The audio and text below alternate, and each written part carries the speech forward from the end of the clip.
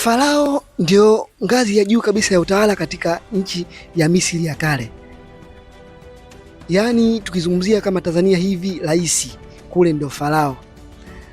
Hivyo Misri ya kale ilikuwa ikitawaliwa na Farao, na shughuli nyingi sana alikuwa akifanya waziri mkuu na kugawanya matabaka ya uongozi katika mawaziri mbalimbali kama vile waziri wa fedha, waziri wa usalama, lakini kwao Farao ndo huku tukizungumzia rais.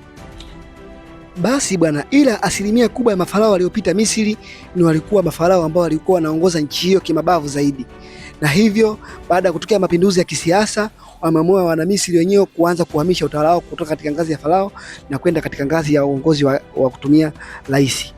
Na kwa sasa Misri inatumia rais, lakini ili kuenzi uongozi wa farao wameamua kuipa timu yao ya taifa ya mpira wa miguu kwa jina la The Pharaohs, yani mafarao, yani watoto wa Firauni.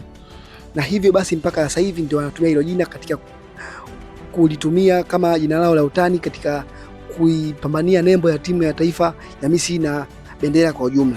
Kwa upande wa timu ya taifa ya Misri, wao ni mapharaohs, na ili kuenzi utawala wa farao wa zamani, na hivyo katika mechi mbalimbali wameamua kuimba nyimbo mbalimbali zinazomhusisha mafarao, utawala wa farao mbalimbali, mafarao mbalimbali waliopita katika ardhi ya Misri.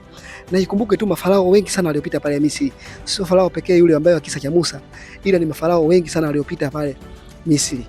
Hivyo basi katika kuenzi wao wote wameamua kuipa timu ya taifa kwa jina la Pharaohs.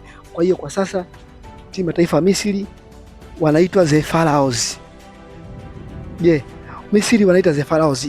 Ili kujua majina ya utani ya timu za taifa nyingine mbalimbali, usikose kufuatilia channel yako hii bora Hashim TZ, na ili kupata habari zetu mbalimbali basi subscribe na pia bonyeza alama ya notification ili wa kwanza kupata habari zetu pale tunapoziposti.